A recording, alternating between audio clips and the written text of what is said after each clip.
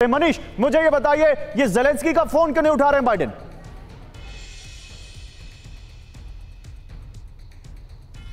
बिल्कुल गौरव, देखिए इस वक्त जो टीवी 9 भारतवर्ष पर दुनिया भर के दर्शक देख पा रहे हैं, हमारे साथी आशीष उस जगह पर है जहां 15-16 नवंबर की रात मिसाइल गिरी और उस वक्त प्रेसिडेंट बाइडेन G20 समिट में शामिल होने के लिए बाली गए थे।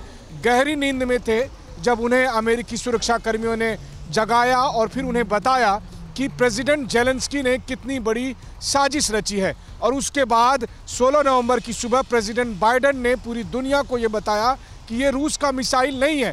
पहली बार प्रेसिडेंट पुतिन को या रूस को क्लीन चिट दे रहे थे बाइडेन, लेकिन उसी समय ज़ेलेंस्की ने बाइडेन की बात को खारिज कर दी और इस तरह जताया मानो बाइडेन झूठ बोल रहे हैं, बाइडेन गलत बोल रहे हैं। और बस यहीं से वो तकरार शुरू हुई बाइडेन और ज़ेलेंस्की के बीच में।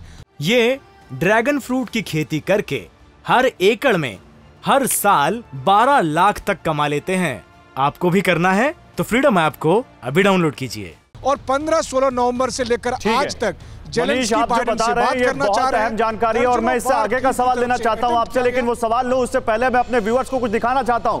आशीष और मनीष दोनों मेरे साथ लाइव जुड़े हुए हैं लाउड एंड क्लियर में। इस वक्त हम आपको दुनिया भर की जो बेस्ट कवरेज है वॉर की वो दिखा रहे हैं, रूस और यूक्रेन के वॉर की। लेकिन जरा देखिए बाइडेन और ज़ेलेंस्की के सुर कैसे अलग अलग दिखे हैं और कैसे ये बताता है कि कुछ तो गड़बड़ है, something is there, all is not well. Ukraine की मिसाइल जो बाइडेन ने, जहां पर आशीष खड़े हैं उसको जो बाइडेन ने कहा कि ये हो सकता है ये यूक्रेन की मिसाइल हो प्राइमा फेसी। ज़ेलेंस्की ये कहते रहे नहीं जी ये रूस ने मिसाइल अटैक किया, रूस की मिसाइल है, हमला करो हमला करो, लेकिन नहीं माना नेटो ज़ेलेंस्की की बात। जो बाइडेन क्या कह रहे हैं? कह रहे हैं अगर हमने जल्दी में कोई वहां पर अगर ऐसा एक्शन किया तो युद्ध भड़कने का खतरा है। ज़ेलेंस्की ने कहा अरे रूस का हमला है, रूसी तो युद्ध भड़का रहा है। फिर दोनों के सुर अलग अलग दिखे। उसके बाद जो बाइडेन लापरवाही ना बरती जाए, ज़ेलेंस्की ने कहा इसकी संयुक्त जांच की जाए, सब कलेक्टिव इन्वेस्टिगेशन करें इसकी, लेकिन नहीं मानी गई उनकी बात। फिर जो बाइडेन जांच रिपोर्ट के बाद विश्लेषण करेंगे कि क्या होता है। ज़ेलेंस्की कह रहे हैं कि हम तो खुद युद्ध पीड़ित हैं, हम क्यों किसी पर हमला करेंगे।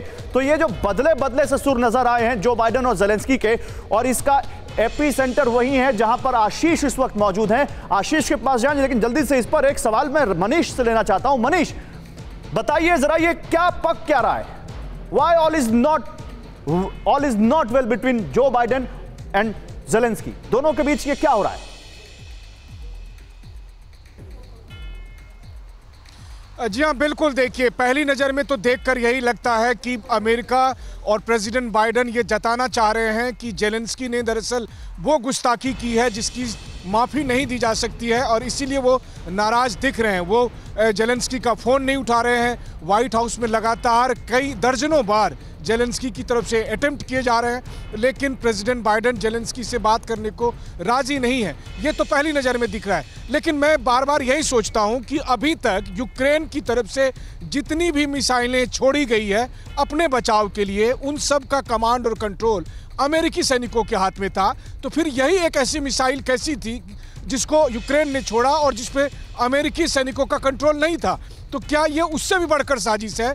यानी एक ऐसी साजिश जिसके तहत ज़ेलेंस्की को एक विलेन बना दिया जाए और फिर आशीष बोलिए, आप लाइव है। मनीष मैं आता हूं आशीष से क्योंकि संपर्क नहीं कट पा रहा है। आशीष जुड़ चुके हैं, एक बार मैं आता हूं मनीष आपके पास, आशीष के पास चलते हैं। मनीष बता रहे हैं कि ऑल इज नॉट वेल, लेकिन जरा मुझे ये बताइए ये नेटो के रिएक्शन को जरा बताइए इसके ऊपर। जहां आप खड़े हैं इस पर नेटो ने बड़ी मैच्योरिटी दिखाई, बड़ा रिस्ट्रेन दिखाया। ज़ेलेंस्की और बाइडेन के बीच भी इसी वजह से, इसी अटैक की वजह से जहां आप मौजूद हैं बातें कुछ बिगड़ती दिखी हैं। आशीष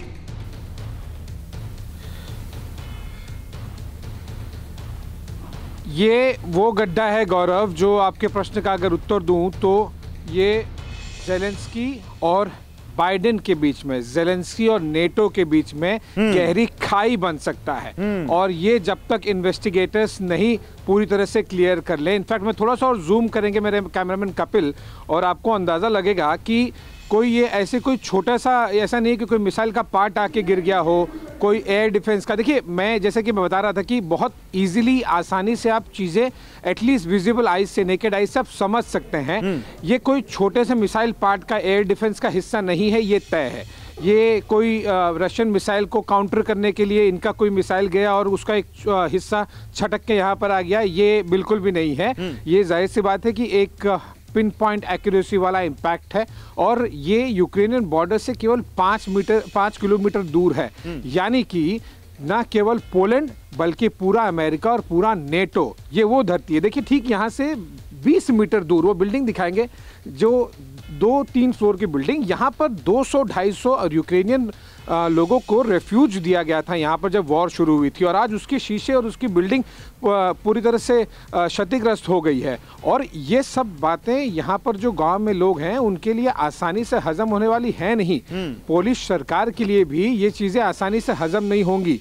ये वो उन हथियारों को देने के लिए कि देखिए ये गड्ढा एक और चीज़ प्रतीक देता है, चाहे वो जो बाइडेन हो या फिर स्टॉल्टनबर्ग, उन्हें ये गड्ढा बार बार याद दिलाएगा कि जो कुछ हथियार हम यूक्रेन को देंगे उसका क्या कुछ, चाहे जाने अनजाने, चाहे अनचाहे, किस तरह का इस्तेमाल हो सकता है। और ये बहुत बड़ा गड्ढा एक गहरी खाई क्रिएट कर देगा। और ज़ेलेंस्की ने अपने पैर पर कुल्हाड़ी मारी है अगर उनकी जानकारी में या फिर उनके गलती से, उनकी फोर्सेस की गलती से अगर ऐसा कुछ हुआ है तो जब तक इन्वेस्टिगेशन नहीं हो जाता। और इसीलिए एक और चीज में जरूर आप डिफेंस को सालों से कवर कर रहे हैं, हमारे डिफेंस एडिटर हैं, ये कहा बहुत सारे डिफेंस एक्सपर्ट्स ने आशीष की ये S-300 की एक मिसाइल हो सकती है। जब रूस ने 100 मिसाइलों का अटैक किया था यूक्रेन पर तो उन्हीं मिसाइल में से किसी को इंटरसेप्ट किया होगा और फिर S-300 की कोई मिसाइल यहां पर आकर गिरी होगी।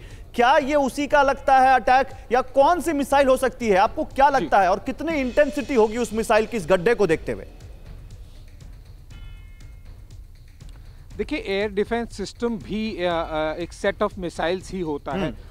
वो उसकी रेंज कम होती है, लेकिन वही जो बात मैं कह रहा था ना एग्जैक्टली कि देखिए अगर जो एयर डिफेंस सिस्टम, चाहे वो हाइमार्स हो, ये मिसाइल हो, वो एयर डिफेंस सिस्टम हो, अगर यूक्रेनियंस एयर डिफेंस सिस्टम का इस्तेमाल कर रहे हैं और उससे क्षतिग्रस्त हो रहे हैं, पोलैंड की गांव, पोलैंड के लोग मारे जा रहे हैं, तो वो एयर डिफेंस सिस्टम देने के लिए भी अमेरिका और नेटो को सोचना पड़ेगा। और एग्जैक्टली यही चीज़ मैं कह रहा था, चाहे जाने में अनजाने में, चाहे या अनचाहे, अगर इस तरह की चीज़ें हो रही हैं तो फिर अमेरिका को, नेटो को सोचना पड़ेगा। बहुत बड़ा इम्पैक्ट उन पर होगा, there is no doubt about it.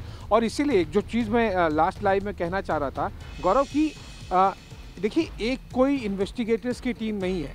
In fact अभी इस लाइव के बाद में मैं एक रिपोर्ट भेज रहा हूँ जो यहाँ के वाइस प्रेसिडेंट थे, जिन्होंने खुद देखा कि कौन कौन यहाँ पर आए थे, किस किस देश से आए थे।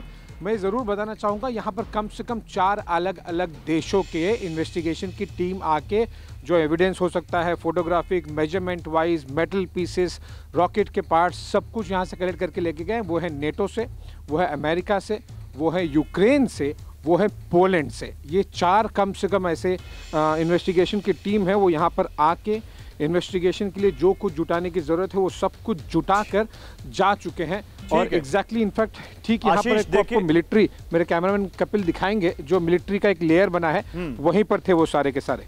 ये ड्रैगन फ्रूट की खेती करके हर एकड़ में हर साल 12 लाख तक कमा लेते हैं। आपको भी करना है तो फ्रीडम ऐप को अभी डाउनलोड कीजिए।